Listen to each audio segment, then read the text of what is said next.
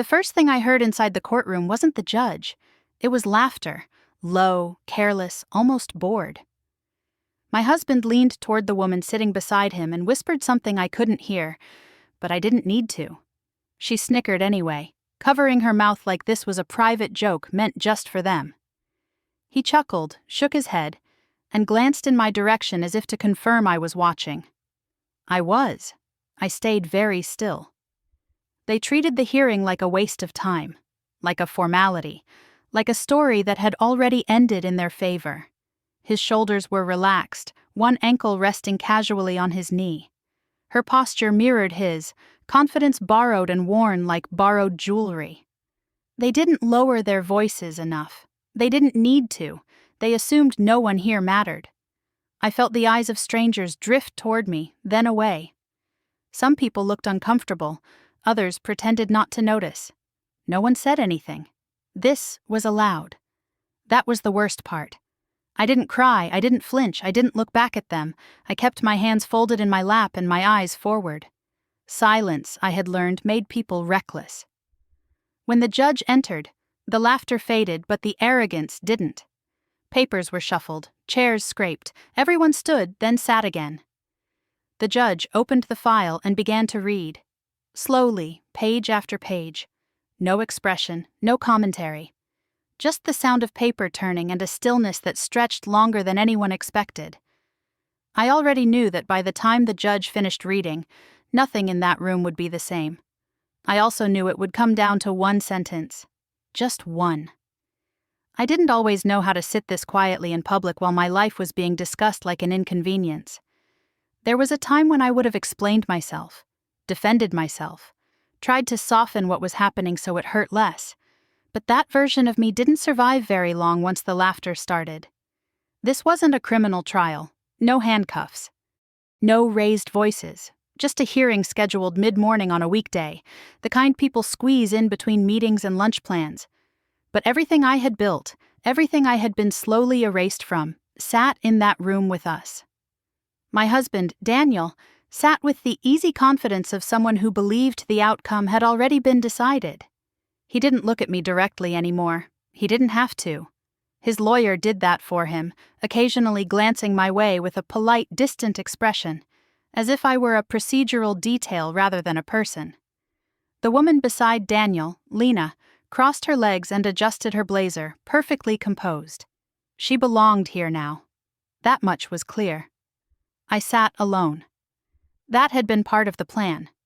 Their plan, not mine.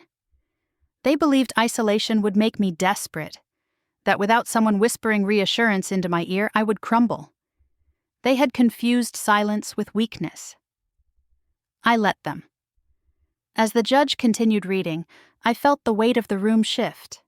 Not dramatically, not yet, just enough to be noticed if you were paying attention. Daniel stopped smiling. Lena leaned closer to him but didn't whisper this time. The lawyer's pen paused in midair, then resumed.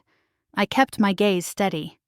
I had learned how quickly eye contact could be turned against you, how tears could be interpreted as instability, how calm could be dismissed as indifference. So I gave them nothing to work with. The judge didn't rush. That was important. People who expect to win quickly grow nervous when they are forced to wait. I watched Daniel adjust his posture. Just slightly, his foot dropping to the floor. It was the first crack. Small, but real. I thought about how different this room felt from the spaces where I had slowly disappeared. Conference tables where decisions were made without me. Family dinners where conversations shifted the moment I spoke. Living rooms where my presence had become inconvenient. None of that had happened all at once. It never does. It happens in quiet corrections and polite dismissals, until one day you realize your life is being narrated by people who no longer include you. The judge reached the end of the file and closed it carefully, aligning the pages with a practiced hand. The sound was soft but final. Everyone straightened. Daniel glanced at his lawyer, then back at the bench, confidence returning to his face like a reflex. Lena exhaled, her lips curling as if she were bracing for boredom. The judge looked up. For a moment, no one breathed. I didn't look at Daniel. I didn't look at Lena. I watched the judge's eyes move across the room, taking in faces, posture, the subtle imbalance of who felt comfortable and who didn't. I knew then that whatever sentence came next would not be loud. It wouldn't need to be, because the laughter had already done its job. It had revealed exactly who thought they were untouchable, and that was about to become a problem for them. The bench beneath me was polished smooth, cool even through the fabric of my dress. As I sat there waiting for the judge to speak, the smell of old wood and paper tugged at a memory I hadn't planned to revisit.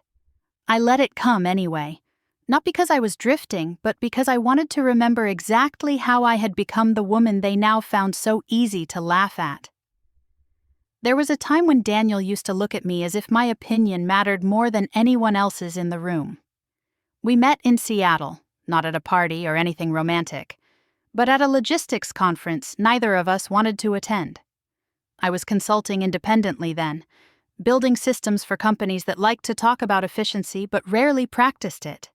Daniel was there representing his firm, charming in a restrained way, asking thoughtful questions while everyone else competed to sound impressive. He didn't interrupt me when I spoke. He remembered details I mentioned in passing. When we exchanged business cards, it felt natural, not strategic. Our first few dates were simple: coffee after work. Long walks along the waterfront where the conversation drifted from professional ambitions to childhood stories. He talked about building something lasting, something ethical. I talked about autonomy, about never wanting to disappear into someone else's life. He smiled when I said that and told me he admired it. I believed him. When we decided to marry, it wasn't impulsive. We discussed finances, goals, boundaries. I had my own income, my own clients, my own rhythm. I wasn't looking to be taken care of. I wanted a partner. Daniel said that was exactly what he wanted too. The first real shift came quietly, disguised as opportunity. His firm was expanding, he said. There were investors watching closely. Things would move faster now. He asked if I could step back from some of my work temporarily, just to help streamline internal operations. It wasn't framed as sacrifice. It was framed as collaboration. "This is for us," he told me. "Once this stabilizes, you can go back to whatever you want." I agreed because it made sense. I ran the numbers. I set timelines. I asked questions. He answered all of them patiently. I wasn't reckless. I was careful. That mattered to me then, and it still does. For a while it worked. I handled processes no one else wanted to touch. I cleaned up inefficiencies. I fixed problems quietly and moved on. Daniel praised me in private, occasionally in public. I noticed, though, that the praise stopped being specific. It became vague, appreciative, but distant. His family entered the picture gradually. Dinners that felt welcoming at first, full of polite interest and gentle curiosity. Over time, the questions changed. Less about my work, more about my availability. Jokes about how supportive I was. Comments about how lucky Daniel was to have someone flexible. I smiled and nodded, believing respect would come with consistency. Instead, decisions began happening without me. Small ones at first. A meeting rescheduled. A commitment made before I was consulted. When I asked, Daniel waved it off. It was easier this way. "You trust me, right?" I did. Or I thought I did. The language changed before the behavior did. "I've already handled it." "You don't need to worry about this." "I'll explain later." The word "we" disappeared from his vocabulary without me noticing when it happened. By the time I did, it was already gone. The first time I saw Lena was at a professional gathering Daniel insisted I attend. She was introduced as a colleague. Confident, composed, too familiar for someone I had never met. She spoke to me kindly, but she watched me closely, like she was filling in blanks. At the time, I assumed she was curious. I didn't yet understand that curiosity often comes after preparation. Family dinners became more awkward. Conversations stopped when I entered rooms. Daniel answered questions directed at me. Someone joked that I was too analytical, said with a smile sharp enough to leave a mark. I laughed it off, the way women are taught to do when discomfort might make others uneasy. Then came the first lie I could prove. It wasn't dramatic, just a scheduling conflict that didn't exist. A document I was told had been reviewed when it hadn't. When I asked, gently, Daniel's irritation flared too quickly. He wasn't surprised I'd noticed. He was annoyed that I had. That was when I stopped assuming misunderstandings. Back in the courtroom, the judge turned another page. The sound pulled me out of the memory and grounded me again in the present. I sat straighter, the past aligning itself neatly with what was unfolding now. They laughed because they believed I had given everything away. My voice, my authority, my relevance. They believed I had stepped aside and never noticed what I left behind. What they didn't understand was that the very period when I was being erased was the same period when I was paying the closest attention. The thing they treated like a technicality, the responsibility they dismissed as insignificant, was the reason the judge was still reading. I kept my eyes forward and my hands still. They had already told the story they wanted the court to believe. Now it was just a matter of whether the truth would be allowed to speak. The first time I realized I was no longer central to my own life, it happened in a room I had helped design. Daniel stood at the head of the table, speaking confidently to a group of people whose names I knew and whose schedules I had once coordinated. I sat 2 seats down, my notebook open, pen poised out of habit. The conversation moved quickly, decisions stacking on top of each other, timelines being set. At no point did anyone look at me. At no point did Daniel pause and ask what I thought. When the meeting ended, people gathered their things and filed out, thanking him. Someone nodded politely in my direction, the way you acknowledge a stranger who happens to be nearby. I waited until we were alone before I spoke. "I didn't realize you were planning to move forward with that this quarter," I said carefully. Daniel didn't look up from his phone. "It's already handled." The words landed heavier than he intended, or maybe exactly as heavy as he meant them to be. That phrase became his favorite. It appeared everywhere after that. "It's already handled. You don't need to worry about it. Let me take care of this." On the surface, it sounded protective. In practice, it erased me. When I asked questions, he framed them as distractions. When I pushed back, he sighed as if I were complicating something simple. What changed wasn't just the decisions, it was the language. He stopped saying we. He talked about plans as if they existed in a vacuum that didn't include me. I noticed it one evening over dinner when he said, "I've decided," and then continued speaking without correcting himself. I told myself I was being sensitive. That stress made people sloppy with words, that marriages evolved. Those explanations worked for a while, mostly because I wanted them to. Lena's presence became more frequent around the same time. At first, she appeared in predictable places, professional settings where her role made sense. She was always composed, always polite, always watching. There was an ease between her and Daniel that felt practiced, inside jokes that didn't include me, glances that lasted a second too long.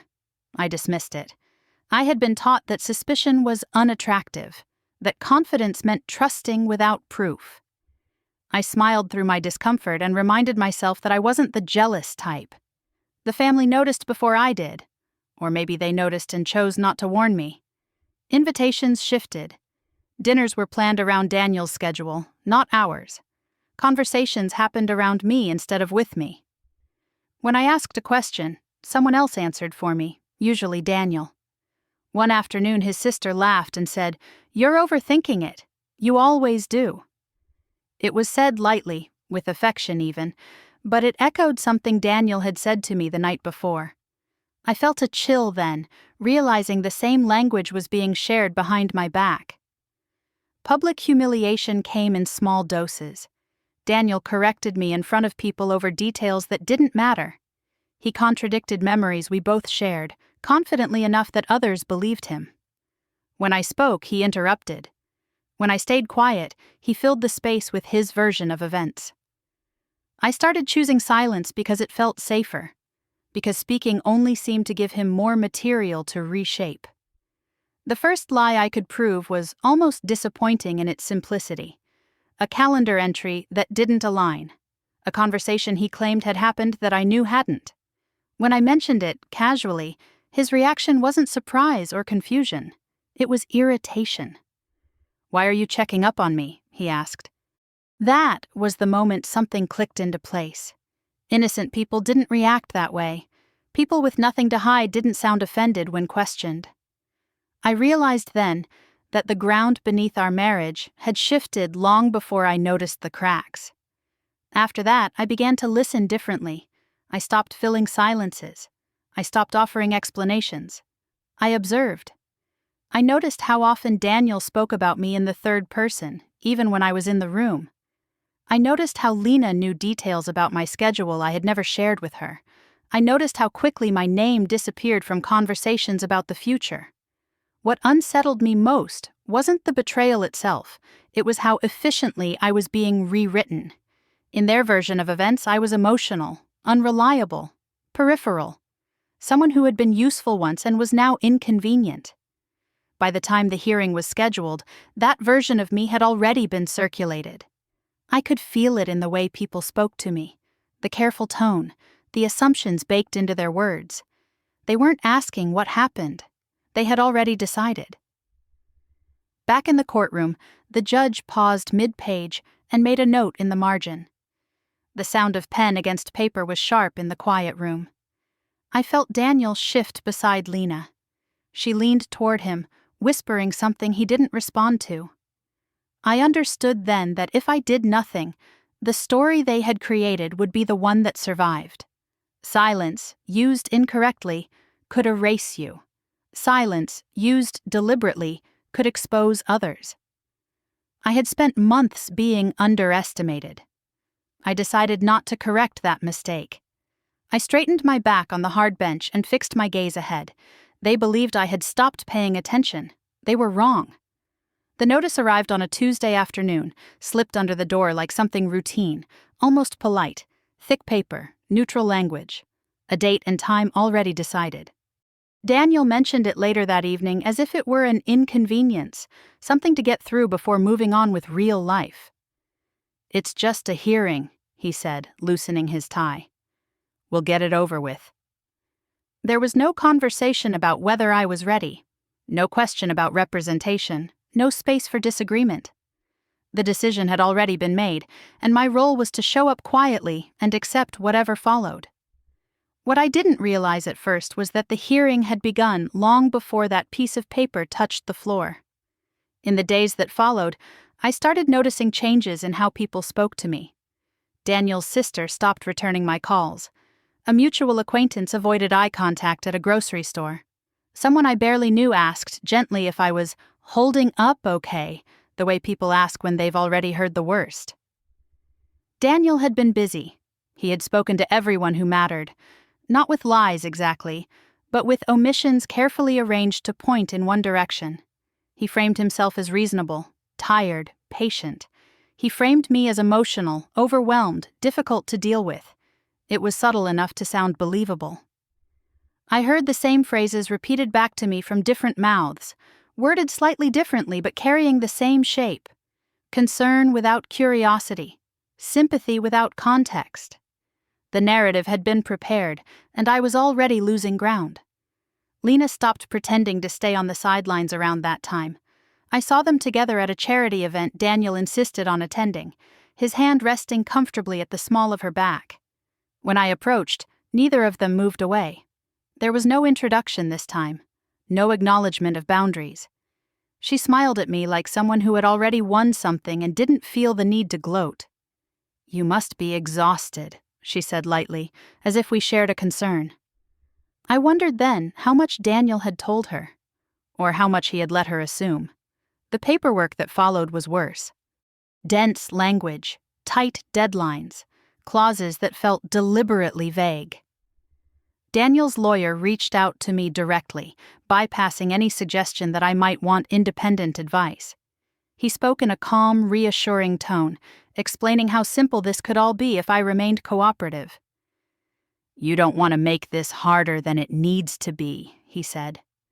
The phrase echoed something Daniel had told me earlier that week. They were coordinated, That realization settled in my chest like a weight. I read every page slowly. I noticed what wasn't there as much as what was. One line in particular felt wrong, placed carefully where most people would skim. It suggested consent where there had been none, finality where there shouldn't have been any. I marked it, folded the page, and said nothing. Daniel spoke to me privately the night before the hearing. He chose a calm moment after dinner when the house was quiet and my guard was down. He didn't raise his voice. He didn't insult me outright. He didn't need to. "This doesn't have to be ugly," he said, "but dragging it out won't end well for you." He talked about reputation, about how things looked, about how difficult life could become if I pushed back against what was already in motion. He spoke as if he were offering advice, not delivering a warning. He assumed fear would keep me compliant. He assumed I had nothing to stand on. I didn't argue. I didn't plead. I didn't try to explain how wrong he was. I listened. I nodded. I let him believe I was processing what he said, even as something inside me settled into focus. That night, I made a quiet decision. I would stop trying to be understood by people who were invested in misunderstanding me. I would stop correcting small lies that only led to bigger ones. I would stop reacting. Instead, I documented. I listened more than I spoke. I noticed patterns. I paid attention to timing, to phrasing, to the way urgency was used to rush me past things I should question. Silence became a tool rather than a shield. On the morning of the hearing, the courthouse looked exactly the way you'd expect. Gray stone, wide steps, people moving in and out with papers tucked under their arms, faces set in expressions of mild concern. I walked in alone, carrying nothing but a slim folder and the weight of everything that had led me there. Daniel arrived separately, confident, flanked by his lawyer. Lena walked beside him as if she belonged there, heels clicking sharply against the floor. She didn't look at me. She didn't need to. As we took our places, I noticed who avoided sitting near me and who watched from a distance. I noticed who whispered and who stayed silent. I noticed how easily people assumed I would be the one to break. They believed this hearing would end me, that it would formalize the version of events they had been rehearsing for months, that I would walk out diminished, quieter than before. I sat down, folded my hands in my lap, and kept my eyes forward. What they didn't understand was that by the time we entered that room, I had already stopped trying to survive the process. I was waiting for it to expose them instead. They built their entire strategy on one assumption, that I had nothing left. By the time the hearing was scheduled, Daniel and Lena behaved as if the outcome were already written. He spoke to me less and less, except to relay instructions or warnings disguised as concern. She moved through my former life with an ease that suggested ownership, not caution. Their confidence wasn't loud anymore. It didn't need to be. It lived in their certainty that I was cornered. What they never did was ask what I knew. The months when I was being edged out of conversations were the same months when I was still present in the room, not invited to speak, not asked to decide, but allowed to sit quietly while things were discussed. They forgot to remove me completely. They forgot that proximity creates knowledge, even when respect disappears. I heard conversations Daniel assumed I wasn't listening to. I saw documents he assumed I wouldn't read closely. I was copied on emails that stopped making sense once you believed the version of me they were circulating. I didn't snoop. I didn't hack or dig. I simply paid attention while being underestimated. There was one responsibility in particular they treated as meaningless. A procedural role, framed early on as temporary. Something administrative, something boring. Daniel had even joked once that it suited me because I liked details. When the role stopped being convenient for him, he encouraged me to stop talking about it, to let others handle it going forward. I stepped back without argument. I let it go publicly. Privately, I never lost access. At the time, it felt too small to matter. A technicality. A line item no one wanted to think about. Over time, though, its importance grew quietly, the way structural supports do. No one notices them until something starts to lean. I didn't use it because I still believed restraint might save something. Because part of me wanted to believe this could end without damage spilling everywhere. I knew what exposing the truth would do. Not just to Daniel, but to everyone who had aligned themselves with him. I wasn't ready to be the person who lit that match. Restraint only works when the other side understands there are consequences. Daniel didn't. Neither did Lena. The moment restraint stopped making sense came late one afternoon, a few days before the hearing. Daniel was on the phone in the next room, his voice low but careless. Lena laughed at something he said. I heard my name, followed by a word that didn't belong anywhere near the truth. It wasn't anger that settled in my chest then. It was clarity. They weren't just leaving me, they were rewriting me, turning my silence into evidence of irrelevance, turning my patience into proof that I didn't matter. I realized then that correcting their version of me was pointless. The court didn't need my explanations. It needed facts they couldn't talk their way around. That night, I gathered what I needed without drama. No confrontation, no warning. I reviewed the material once, carefully, and then put it away. Everything fit into a single file that looked exactly like every other file in that courthouse. Unremarkable, easy to dismiss. I slept better than I had in months. The morning of the hearing, Daniel barely acknowledged me. Lena didn't look in my direction at all. They laughed softly as they waited, sharing a private moment that reminded me of how secure they felt. I watched them with the detachment of someone observing a process already in motion. They believed leverage looked like money or volume or confidence. They believed power announced itself. They had no idea how quiet it could be. As we took our seats, I felt the calm settle fully. Not the fragile calm that comes from denial, but the steady kind that follows a decision. I wasn't there to convince anyone of my pain. I wasn't there to defend my character. I was there to let the structure they relied on reveal itself. The judge opened the file. Daniel leaned back, relaxed, whispering something to Lena that made her smile. The lawyer shuffled papers with practiced ease. They were still playing to an audience that no longer mattered. I kept my eyes forward and my hands still.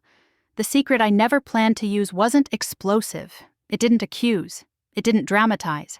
It simply existed, solid and documented, waiting for the right moment to be acknowledged. They thought I had given everything away.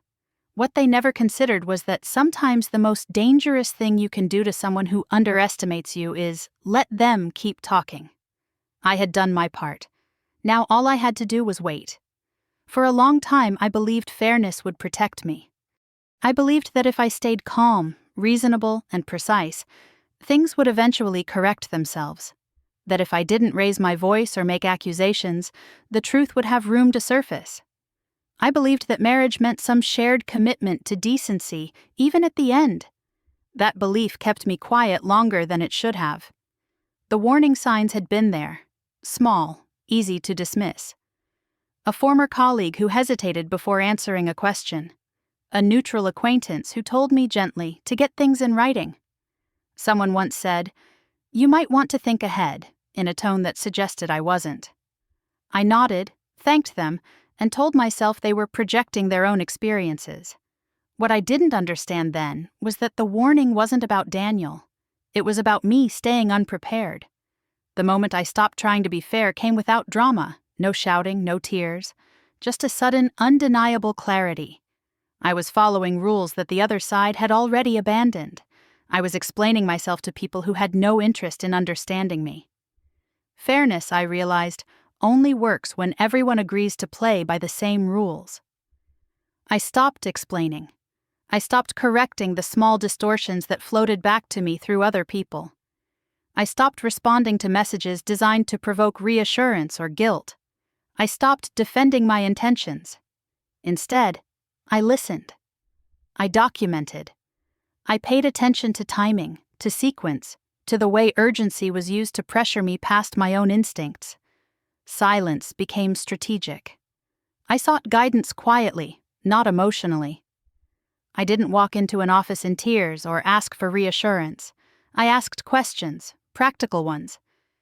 I spoke to someone who had spent years navigating systems that didn't care about feelings, someone who listened without interrupting and then asked me a question that reframed everything. What do you think the court actually needs from you?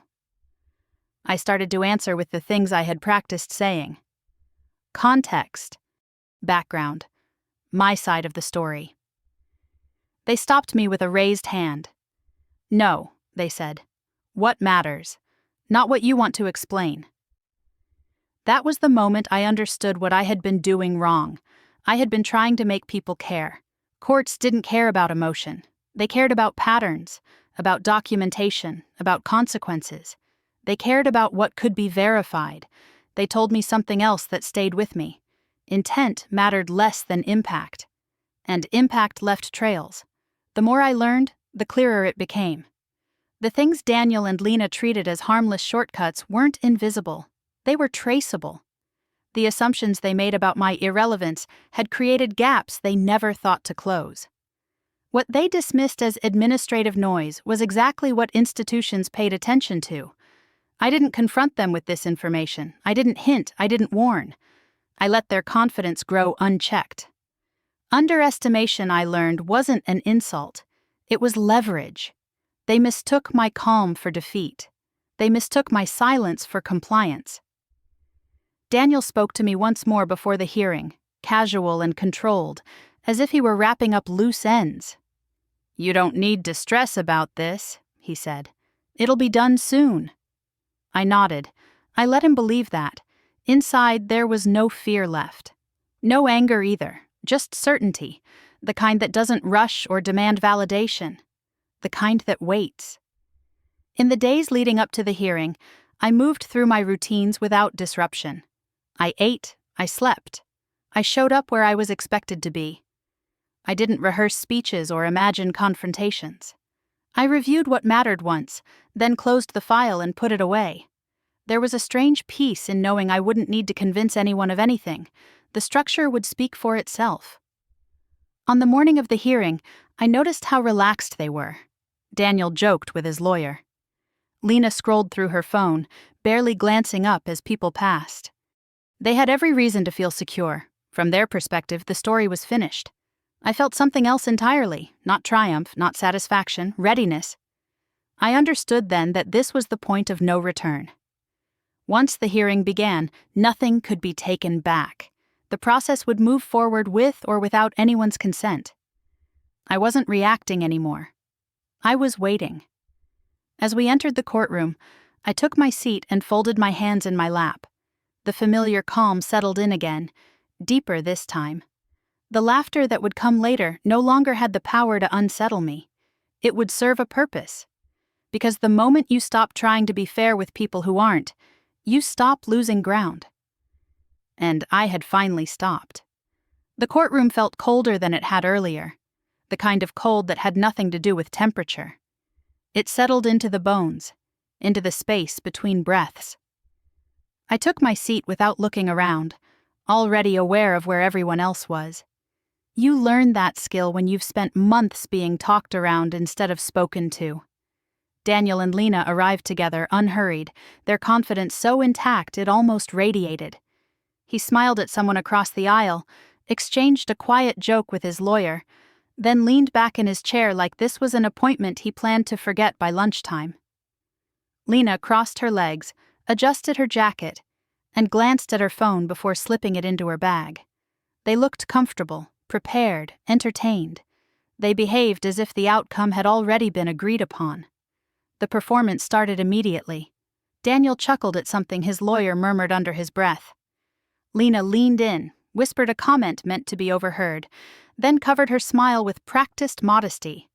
It wasn't nervous laughter. It was dismissive. The kind people use when they believe they are untouchable. A few heads turned. Someone cleared their throat. No one said anything. They wanted me to see it. That was the point. They wanted me to feel how small they believed I was, how irrelevant. They wanted the room to reinforce that story before anyone officially spoke. I gave them nothing. I knew what they were watching for. Tears, a tight jaw, hands shaking in my lap. any visible sign that this mattered too much to me. I had given them those reactions in the past, back when I thought honesty would earn fairness. I had learned since then. So, I sat still. The lawyer began speaking with the ease of someone who had told this story many times before. His voice was calm, measured, almost bored. He framed everything as simple, efficient, already resolved. He reduced years of shared decisions to a footnote, my role to a vague reference that required no elaboration. Daniel nodded along, amused. Lena smiled faintly, eyes drifting around the room as if she were waiting for it all to be over. I watched the judge instead. The judge listened without interrupting, without reacting. No nodding, no frowning, just attention, the kind that makes people uncomfortable when they're used to filling silence with confidence. The longer it went on, the quieter the room became. The lawyer moved quickly, skipping details he clearly believed were unnecessary. He spoke as if momentum itself were an argument, as if speed could replace substance. That was when I felt it. A subtle shift. The judge paused, pen hovering above the page, then asked a question. Just one, not loud, not accusatory, calm. It was about a detail no one else seemed to think mattered. The lawyer hesitated, only for a second, but it was enough. He adjusted his stance, glanced at Daniel, then answered carefully. Too carefully. The rhythm of the room changed. Daniel's posture stiffened. His foot dropped flat to the floor. Lena stopped whispering. The judge nodded, made a note, and continued reading. The laughter didn't return. Minutes passed. The silence grew heavier, stretching longer than the lawyer had anticipated. Confidence drains faster than people expect when it's not reinforced.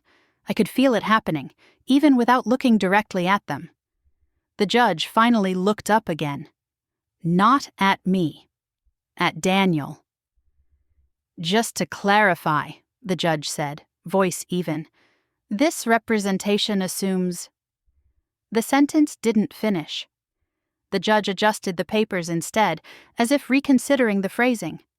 Daniel leaned forward slightly, his smile gone now, replaced by a careful neutrality that hadn't been there before. Lena's hand moved to his arm. He didn't respond.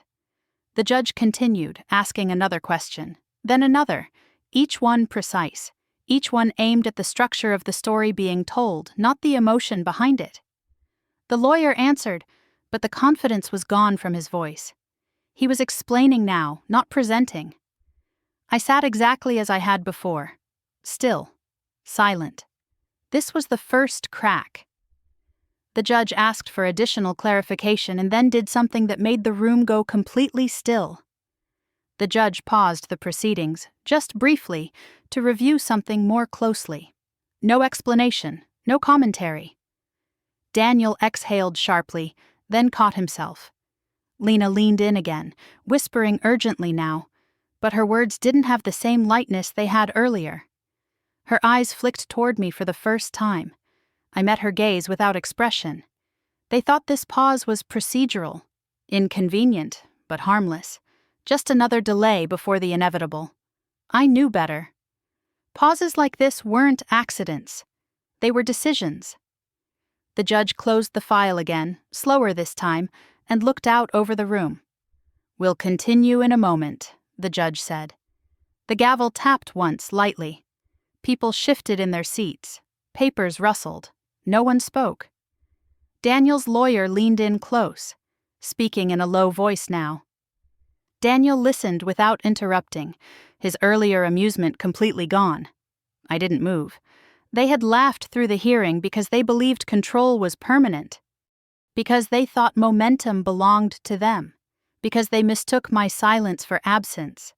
What they didn't understand was that laughter, once it stops, leaves everything exposed. And the most dangerous moment in any courtroom isn't when someone argues. It's when the judge decides to look more closely. The silence before the judge spoke felt heavier than anything that had come before it. No one shifted. No one whispered. Even the usual sounds of a courtroom seemed to disappear, as if the room itself was holding its breath. I became acutely aware of my own heartbeat, steady and calm, a contrast to the tension tightening the air around us. Daniel stared straight ahead now, his earlier ease completely gone. The confidence he had worn so casually had drained from his posture, leaving something stiff and unfamiliar in its place. Lena sat rigid beside him, her hands clasped too tightly in her lap, her gaze fixed on the bench. She didn't look at me. Not anymore. The judge adjusted the papers once more, then lifted their eyes. When the judge spoke, the voice was calm, not sharp, not raised, just precise. "I need to clarify the scope of this hearing," the judge said. The lawyer straightened immediately. Daniel leaned forward slightly, as if proximity might change what came next. "This matter," the judge continued, "cannot proceed as a summary hearing." That was the sentence. It wasn't dramatic. It didn't accuse anyone of wrongdoing. It didn't declare a winner or loser. But it changed everything. For a fraction of a second, no one reacted. The words hung in the air, simple and devastating in their implications. I understood instantly what they meant. Daniel did not. The lawyer recovered first. "Your Honor," he began carefully, "we believe the current filing—" The judge raised a hand, stopping him without looking away. "Given the information presented," the judge said evenly, "this case requires full review. Accelerated resolution is not appropriate." The lawyer's mouth opened, then closed. He nodded once stiffly. Daniel's face lost color. The shift was subtle, but unmistakable. He glanced at his lawyer, then back at the judge, confusion beginning to edge into his expression.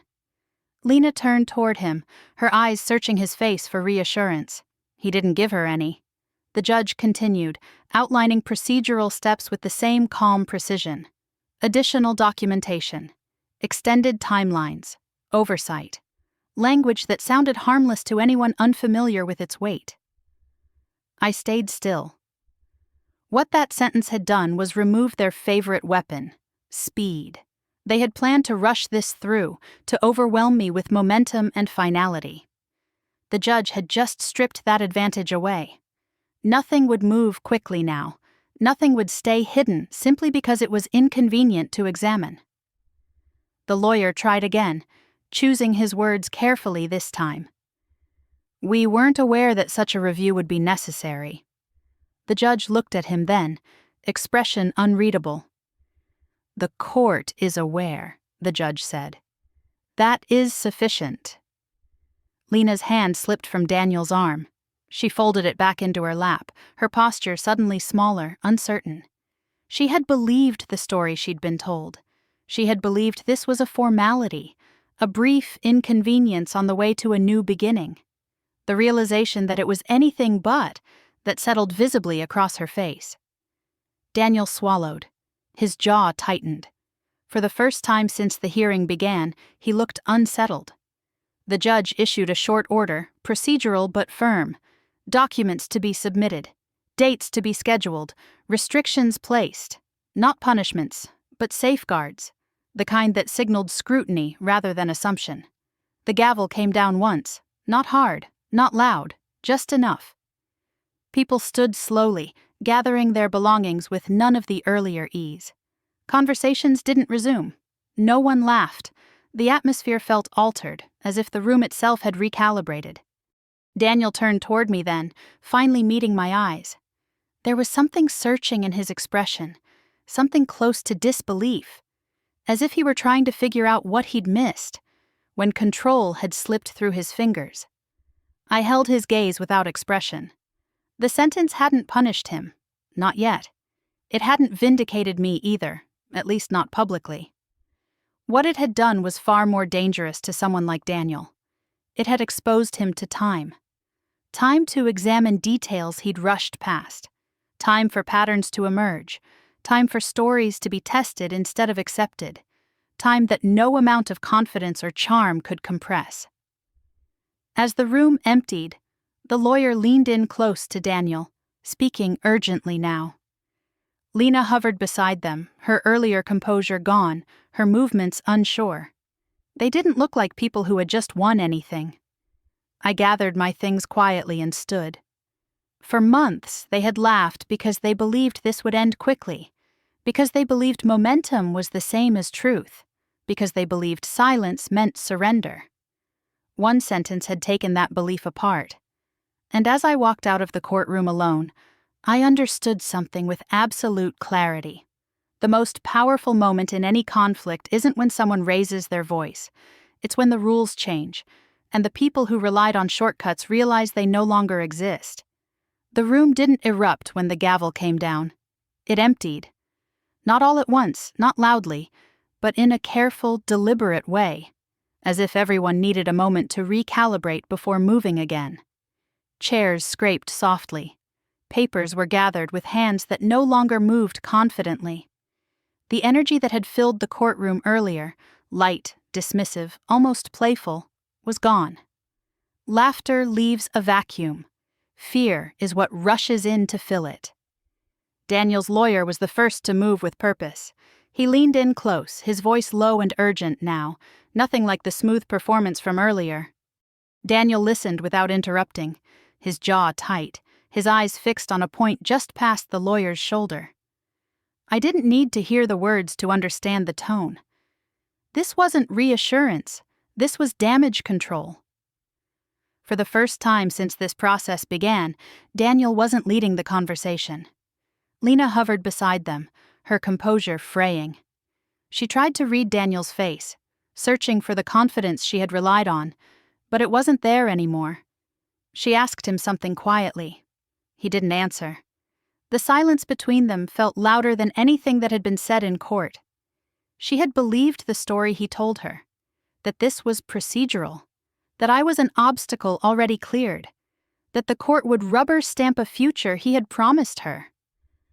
Watching that belief collapse was unsettling, even to me. Family members who had once clustered close began to create space. Conversations stopped when I approached, not out of hostility this time, but calculation. Loyalty shifts quickly when consequences become personal. No one defended Daniel openly anymore.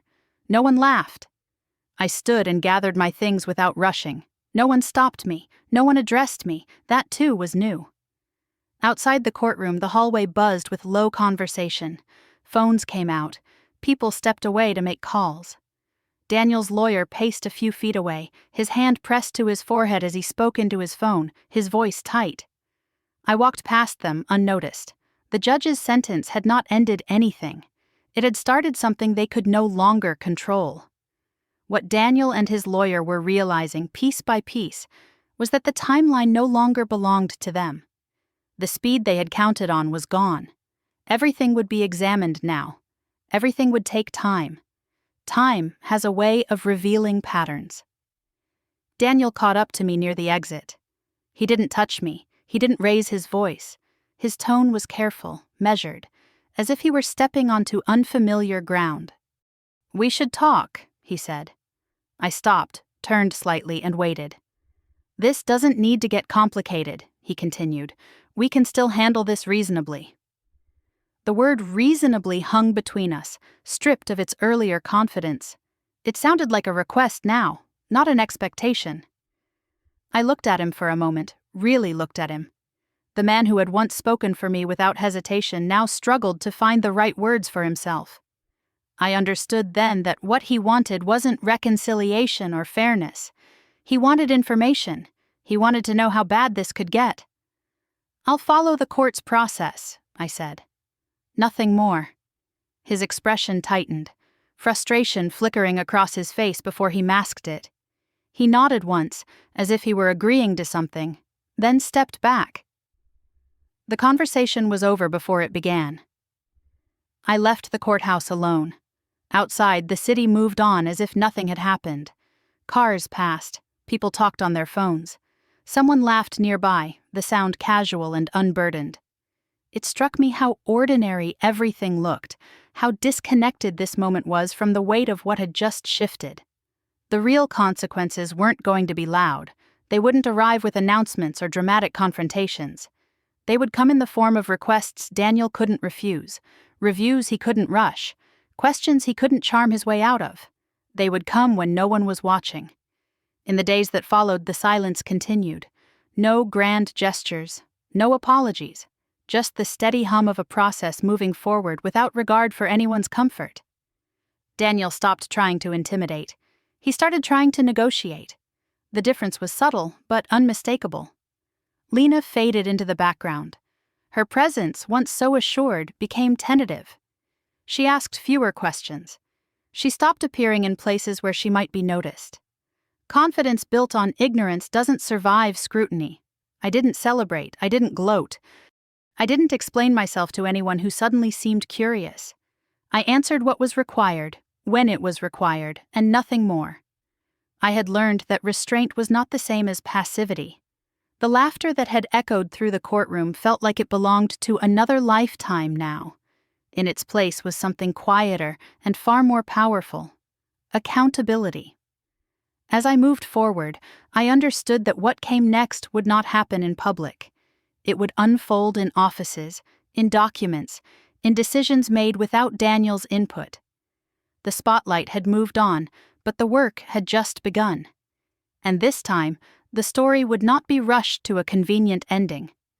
Nothing exploded in the days after the hearing. That was the part no one prepared you for. There were no headlines, no dramatic phone calls, no sudden apologies. Just a stretch of quiet that felt heavier than the confrontation ever had. The silence wasn't empty. It was active. It pressed in from all sides, demanding attention even as it refused to explain itself. Daniel changed almost immediately. Not outwardly, not in ways anyone else would notice, but in the way people do when they realize they are no longer in control of the pace. He stopped making casual plans. He stopped speaking in absolutes. Conversations that once ended with certainty now trailed off into careful questions. The process the judge had set in motion didn't announce itself. It arrived in the form of formal requests, timelines that couldn't be ignored, and requirements that didn't bend to charm or frustration. Daniel began receiving communications he hadn't expected, from places he couldn't dismiss. His irritation shifted into something more focused: worry. I watched this unfold without stepping in. I didn't push, I didn't provoke, I didn't rush anything along. I responded when necessary with facts and documentation, and then stepped back again. The system did the rest. Lena grew distant in ways that were easy to miss if you weren't paying attention. She stopped appearing in public with Daniel. Her questions became more pointed, her tone less assured. I could see the moment she realized she hadn't been given the full picture. Confidence based on half-truths doesn't last long once scrutiny begins. Family dynamics shifted as well. Messages that once went unanswered started to arrive, phrased carefully, testing the ground. No one apologized outright. They didn't need to. Distance spoke clearly enough. People retreat quickly when consequences start attaching names to actions. Daniel tried to regain control in the only way he knew how. He reached out with offers framed as compromises. He spoke about moving forward, about minimizing damage, about resolving things privately. His language was measured, deliberate, as if tone alone could restore authority. I listened without reacting. There was a moment, brief but telling, when he asked if I understood what could happen if this continued. It wasn't a threat this time. It was fear, thinly disguised as concern. I recognized it immediately. "I understand," I said, and meant something entirely different from what he assumed. What the court didn't need to say out loud was already happening. Patterns were being examined, assumptions were being tested. The version of events Daniel had relied on was being slowed down, pulled apart, and questioned. He could no longer outrun the details. I thought often about how much effort this phase required from me. Very little. That was the strangest part. I had spent months bracing myself for a fight, preparing for resistance, imagining confrontations that never came. Instead, the work moved forward quietly, impersonally, indifferent to anyone's discomfort. That indifference was its strength. As the weeks passed, Daniel's confidence eroded in ways that couldn't be masked. He was no longer consulted on decisions he once controlled. He was informed after the fact, if at all. Invitations stopped. Meetings changed tone. Influence fades fastest when no one needs to acknowledge its absence. I felt something shift inside me as well. Not triumph, not satisfaction, relief. The kind that comes when you realize you no longer have to hold everything together by force of will. When you stop carrying the weight of other people's choices. I didn't need to convince anyone of my worth anymore. The structure had done that for me. The moment Daniel understood it was too late came quietly. He asked to meet, suggested coffee, chose a neutral place. He spoke carefully, as if navigating unfamiliar terrain. He talked about resolution again, about closure, about protecting what remained. I declined without hostility. "I'm following the process," I said. It was the only response that mattered. When I walked away, I didn't feel victorious. I felt finished. Finished reacting. Finished explaining. Finished absorbing blame that never belonged to me. Some power returns only when you stop fighting for it. When you step aside and let systems do what individuals refuse to do on their own. The story was no longer about what Daniel had taken from me. It was about what I no longer needed from him. And for the first time since the laughter in that courtroom, the future felt quiet in a way that didn't frighten me at all. The noise stopped before I noticed it had been carrying me. One morning I woke up and realized I hadn't checked my phone in the middle of the night. There were no messages waiting, no half-written drafts in my head, no sense that something urgent was about to fall apart if I didn't stay alert. The quiet felt unfamiliar at first, like a room after furniture has been moved out. Empty, but full of possibility. The formal decisions came gradually, without ceremony. Notifications, confirmations, changes that settled into place with an efficiency that didn't require my emotional participation. Where Daniel's name once appeared automatically, it began to disappear. Where his approval had once been assumed, it was no longer requested. Power doesn't announce itself when it changes hands. It simply starts behaving differently. I noticed it in small ways. Emails addressed directly to me, without him copied. Meetings scheduled without his availability being considered. Conversations that used to stall until Daniel weighed in now moved forward without hesitation. He wasn't consulted. He was informed, if at all. What happened to him wasn't dramatic. There were no public reckonings, no explosive confrontations. His reputation didn't collapse overnight. It narrowed. Opportunities became fewer. Invitations stopped arriving. People who once leaned in now kept their distance. The kind of loss that doesn't make noise but leaves no doubt. Lena disappeared even more quietly. One day she was simply no longer part of the picture. No explanation offered, no closure demanded. I understood that kind of exit.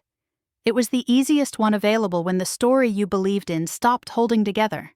She hadn't chosen chaos. She had chosen distance. Family members reached out cautiously, testing the edges of conversation. Some avoided the subject entirely, talking about weather, work, anything safe. Others acknowledged misunderstandings in language so vague it barely counted as accountability. I didn't push for apologies. I didn't correct the record. Closure doesn't require agreement. Sometimes it only requires boundaries. What surprised me most was how little I needed from any of them once things settled. For so long I had believed resolution meant being understood, being validated, being seen clearly by everyone involved. I was wrong. Resolution came when I stopped waiting for that recognition. I reclaimed things quietly, my time, my decisions, my mornings. I stopped explaining why I chose one path over another. I stopped measuring my worth against how others responded to it. I made plans without accounting for someone else's discomfort. The freedom was subtle, but it was real. The greatest thing I recovered wasn't written into any order or document. It was my trust in my own judgment. Somewhere along the way, I had allowed doubt to take root, encouraged by people who benefited from my hesitation. That doubt didn't survive clarity. When I thought about Daniel, it wasn't with anger anymore. It was with distance. I could see now how much of his certainty had been built on shortcuts, on being believed without being examined. The laughter in that courtroom hadn't come from confidence. It had come from fear of being slowed down. Understanding that stripped the last of his power from the memory. I no longer replayed the humiliation. I no longer imagined what I should have said or done differently. The woman who sat silently in that courtroom wasn't weak. She was paying attention. She was choosing her moment. I stood still while everything else collapsed around its own assumptions. As the months passed, my life began to feel like mine again. Not perfect, not untouched, but aligned. I noticed how differently I moved through the world when I wasn't bracing for impact. How conversations felt lighter when I didn't feel the need to defend my existence. How peace could arrive without fanfare and still be complete. The courtroom became just a memory. A place I had been, not a place I lived. What stayed with me was the lesson beneath it all. People who laugh during serious moments rely on others staying quiet. They rely on speed, on momentum, on the belief that no one will slow them down enough to look closely. When that silence is intentional, when it's paired with preparation, it becomes dangerous to them. You don't need to raise your voice to be heard. You don't need to perform your pain to earn dignity. And you don't need to win loudly for the outcome to matter. The most important thing I learned was this: power that depends on your silence isn't power at all. It's a performance. And performances end the moment the audience stops playing along. I didn't take anything from Daniel in the end. I simply stopped losing myself to his version of the story. And that was enough. Months later, the courtroom felt like a place I had visited once, not a place that had defined me. When I thought about it now, the details blurred at the edges. The wooden benches, the fluorescent lights, the way time stretched unnaturally while everyone waited for someone else to speak.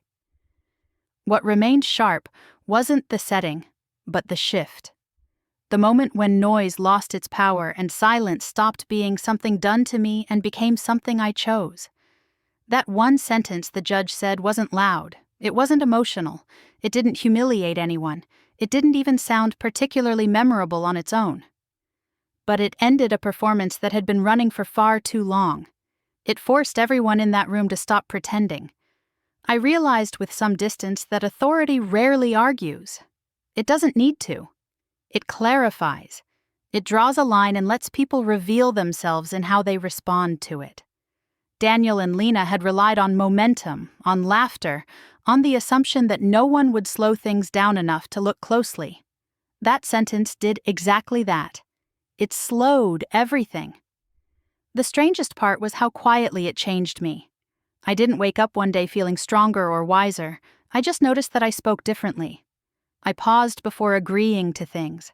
I stopped apologizing for questions that deserved answers. I trusted my instincts without needing permission. The edge I used to carry, the constant readiness to defend myself, faded without ceremony. I didn't become harder. I became clearer. Sometimes I think about the version of myself who sat silently on that bench while people laughed nearby. If I could speak to her now, I wouldn't warn her. I wouldn't rush her or tell her what was coming. I would tell her to stay still, to listen, to pay attention to who mistakes silence for absence. Silence isn't surrender when it's chosen. What stayed with me most wasn't the outcome of the case or the quiet unraveling that followed for Daniel. It was the lesson beneath it all. People who treat serious moments like jokes rely on everyone else being too uncomfortable to challenge them. They rely on speed, on confusion, on the hope that no one will stand still long enough to let the truth catch up. Justice doesn't always arrive with raised voices or dramatic gestures. Sometimes it arrives calmly, methodically, and without apology. Sometimes it doesn't punish. It exposes. You don't have to raise your voice to be heard. You don't have to prove your pain to deserve dignity. And you don't have to win loudly for the outcome to matter.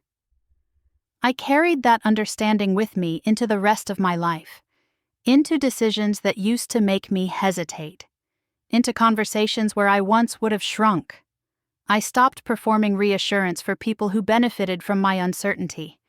I stopped mistaking endurance for obligation. The story I lived through wasn't about revenge, not really. It was about reclaiming authorship, about deciding that I no longer needed to explain myself to people committed to misunderstanding me. If you've ever been in a room where your silence was mistaken for weakness, where laughter was used to make you feel smaller, I see you. I know how heavy that moment can feel. I also know how powerful it becomes when you stop reacting and start choosing. If this story resonated with you, I'd love to hear your thoughts. Have you ever had a moment where staying quiet turned out to be the strongest thing you could do? Share it in the comments. These stories matter more when we don't carry them alone. And if you want to hear more real stories about quiet strength, boundaries, and moments where the tables turn without shouting, I hope you'll stay here. Subscribe, stay connected, and take a seat with us. There's power in listening, and even more in knowing when to speak, because sometimes the most important sentence in the room isn't the one you say out loud, it's the one you wait for.